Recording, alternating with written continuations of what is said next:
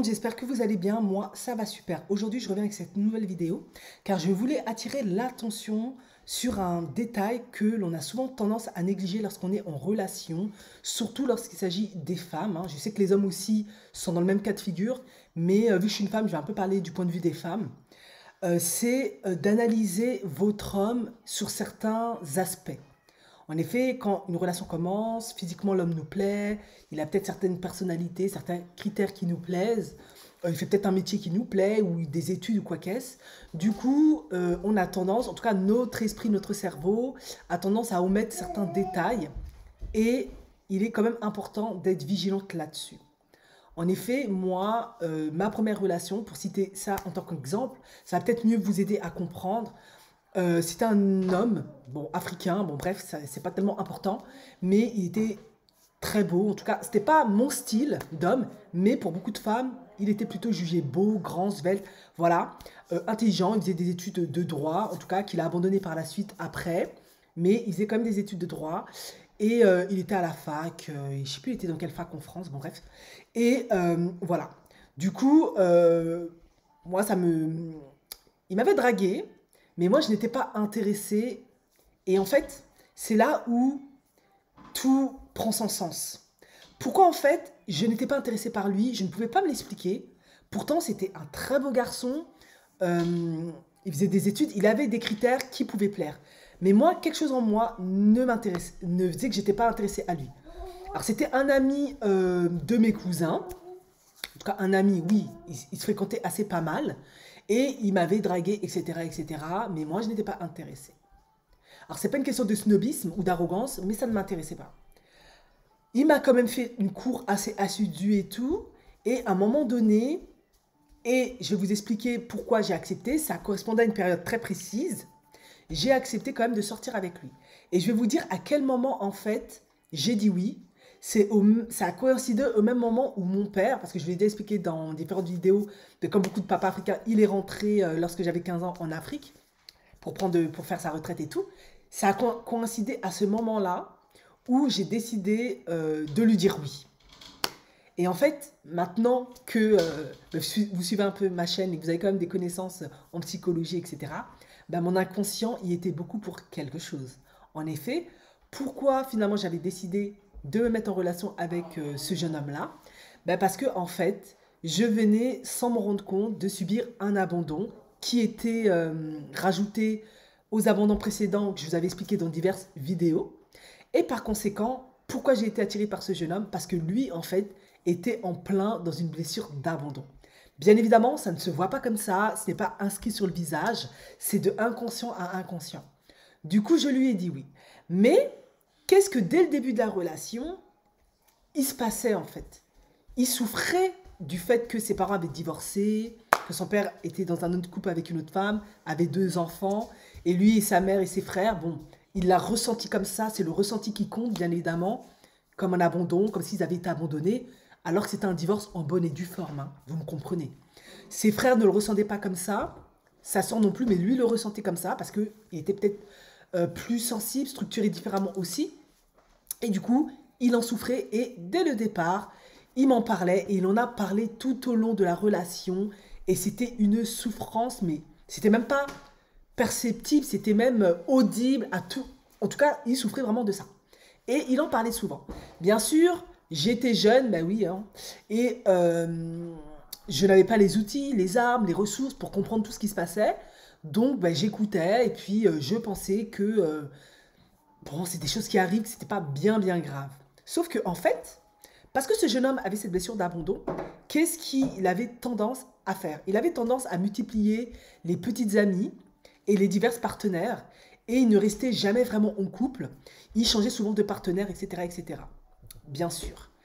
Et on m'avait averti, en effet, mes cousins, mes frères et tout, beaucoup de gens m'avaient averti, ils m'avaient dit ne te mets pas en couple avec ce jeune homme, ce n'est pas un jeune homme sérieux, il a toujours plein de copines, il est toujours infidèle, il ne construit rien de bon, rien d'intéressant. Mais bien sûr, parce que j'étais moi aussi en plein dans ma blessure d'abandon, je n'ai fait j'ai fait fi de tout ce qu'on me racontait. C'était comme un aimant.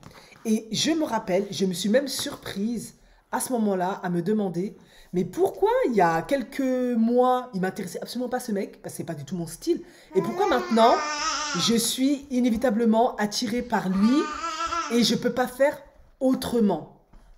Eh ben, tout simplement parce que j'étais dans ma blessure, il était dans sa blessure, et ben, nous nous sommes mutuellement trouvés sans aucune forme de procès. Vous doutez bien que cette relation a été complètement chaotique, jalonnée de blessures sur l'estime, de confiance en soi, de maltraitance psychologique, etc. Parce que bien évidemment, un homme qui est ou une femme en blessure affective profonde parce qu'il a été abandonné, ben, malheureusement, il ne peut vous donner que ce qu'il a en lui. Et s'il n'a que blessure, souffrance et destruction, eh ben, c'est ce que vous allez recevoir. Et bien évidemment, qu'est-ce qui se passe à ce moment-là? Et ça, c'est le mécanisme classique. On aura tendance à projeter sur la personne les dysfonctionnements en se disant, ben, c'est lui le problème, nous, on va très très bien. Mais ben, bien évidemment, avec le temps, maintenant, je le sais, hein, j'ai bien compris que ben, moi aussi, je n'étais pas en reste, même si j'étais plutôt gentil, poli, etc.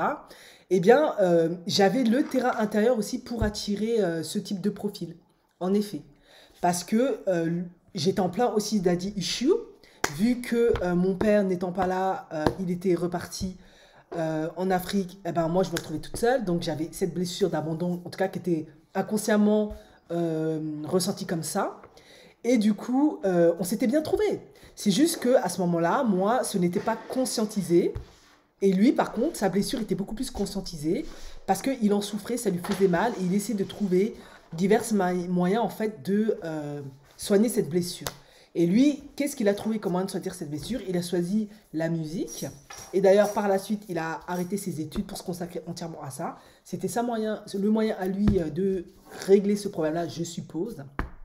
Et bien sûr, d'aller à l'encontre des souhaits paternels en étant en opposition par rapport aux objectifs professionnels qu'ils avaient mis en place pour lui.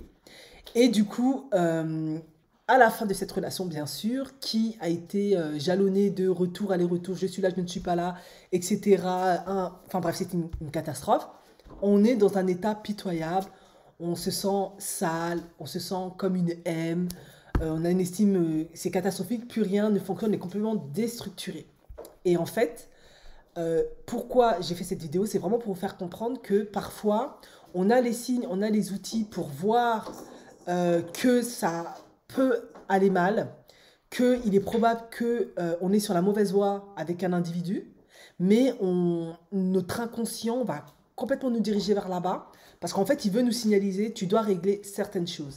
Et c'est ce qui s'est passé, parce que bien évidemment, avec le temps, j'ai bien compris pourquoi j'avais attiré ce type de garçon dans ma vie.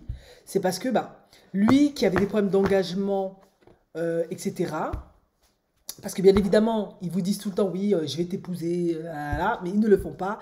Ils en sont profondément incapables parce que ils ont peur en fait de se retrouver pris au piège, ils ont peur de s'investir dans quelque chose, ensuite d'être abandonnés, d'être rejetés, que ça foire et que de nouveau ils souffrent ou d'être quittés. Aussi, les personnes qui ont la blessure d'abandon ont peur d'être quittées, ont profondément peur de l'échec. Par conséquent, ils ne peuvent profondément pas s'engager. Et si vous êtes dans une relation avec un homme comme ça et qu'il se passe plus ou moins des choses comme ça, vous êtes probablement avec un phobique de l'engagement qui souffre de la blessure de l'abandon. Et par conséquent, vous devez, plutôt que de lui dire à lui de venir consulter, vous devez d'abord vous aller consulter pour voir si vous-même vous n'avez pas la blessure d'abandon et de rejet. Et si ce n'est pas pour ça que vous avez attiré ce type d'homme dans votre vie. Bien évidemment, quelles sont les réactions lorsque deux abandonniques sont en couple?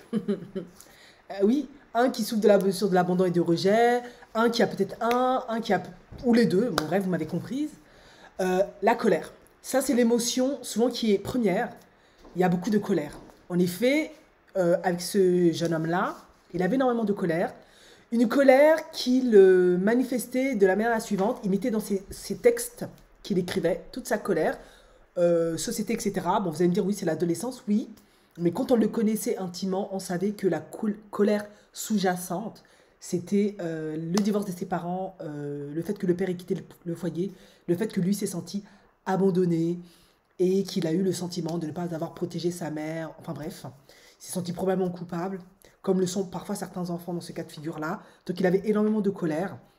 Une colère qui n'était pas manifestée directement sur la femme, parce qu'il n'était pas violent, on va dire physiquement, non, mais il l'était parce qu'il était constamment infidèle, donc il se faisait du mal déjà à lui-même, en ne se respectant pas, en ayant plusieurs partenaires, et bien évidemment, la personne qui partageait sa vie ou qui est en couple avec lui, il l'a blessé aussi. C'est comme ça que lui manifestait sa colère. Mais quand il était en intimité, vraiment, bon, avec moi en l'occurrence, hein, c'est peut-être comme ça avec d'autres nanas, je ne sais pas, il était dans une tristesse. En effet, la seconde émotion qui se manifestait derrière, c'était une profonde tristesse. Il était complètement impuissant, désemparé par cette situation. Aujourd'hui, maintenant, je me rends compte que euh, il était désespéré de ne pas avoir pu faire en sorte que ses parents divorcent, de ne pas avoir pu faire que son père se remarie, quitte le foyer. Et l'autre croyance qui était bien présente, qui disait souvent, et maintenant je le vois, c'était qu'il avait le sentiment de ne pas être aimable, parce que le fait que le père soit parti, ça lui a donné à lui en tout cas le sentiment qu'il ne méritait pas d'être aimé, qu'il n'était pas aimable. C'est pour ça que le papa est parti. Vous pouvez aussi vous retrouver dans ce type de configuration. Moi, j'étais aussi une enfant en colère, sauf que ça ne se manifestait pas, en tout cas dans cette relation-là, par mes actes et autres, parce que j'étais encore on va dire, j'étais encore dans la phase, on va dire, innocente, j'étais pas conscientisée. Donc, bah, j'étais comme on m'avait éduquée, hein, la petite fille malienne, calme, docile, bienveillante, qui dit pas grand-chose, en tout cas, voilà, qui n'aime pas les conflits. Mais c'est aussi ne pas aimer les conflits, c'est aussi un signe de l'abandonné qui n'aime pas les conflits, parce qu'il ne veut pas être rejeté, etc. Du coup, mais il y avait une colère inconsciente, en fait, qui était là, qui se manifestait ailleurs. En effet, bah, moi aussi j'écrivais, donc ça pouvait je pouvais le mettre dans mes textes, ou avec des figures d'autorité, comme frère, sœur, aîné, oncle, tante, ou professeur, etc. Là, oui, on voyait la colère qui était sous-jacente, qui était là. Non, elle n'était pas sous-jacente, elle était là. Après, il y avait une profonde tristesse, mais une tristesse qui ne se manifestait pas dans les larmes, parce que je ne m'autorisais pas à pleurer, parce que dans la culture africaine, pleurer, c'est vu comme de la faiblesse. Donc, on n'est pas éduqué à pleurer. On est éduqué à être fort, à supporter.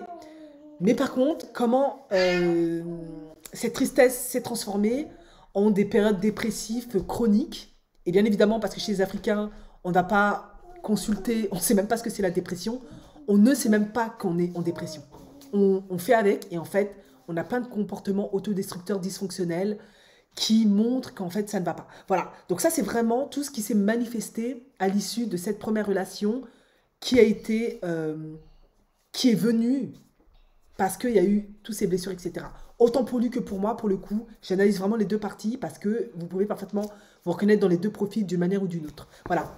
Et moi, ben forcément, qu'est-ce qu'il y avait chez moi qui crée cette dépendance affective, en tout cas avec lui dans un premier temps? C'est la peur profonde d'être quitté, d'être abandonné, d'être rejeté, de ne pas être aimé, accepté, etc. Et lui aussi probablement. Sauf que lui, il le manifestait comment? En prenant la fuite. Moi, je le manifestais comment? En lui courant derrière et en essayant de le ferrer à tout prix. Et en le forçant à m'épouser, machin. Mais comment mentalement notre ego interprétait ça? Lui, il se disait, ben, je suis un artiste, je vais faire carrière, donc les nanas, j'en ai rien à péter. Et moi, ben, dans ma culture africaine, il faut à tout prix se caser, machin. Donc, il faut à tout prix que machin. Bien évidemment, aujourd'hui, nous avons parfaitement compris qu'il en était rien. Tout ça, c'était tout simplement la blessure de l'abandon et de rejet qui faisait tout ça. Merci de m'avoir écouté. Je vous dis à la prochaine vidéo. Ciao, ciao.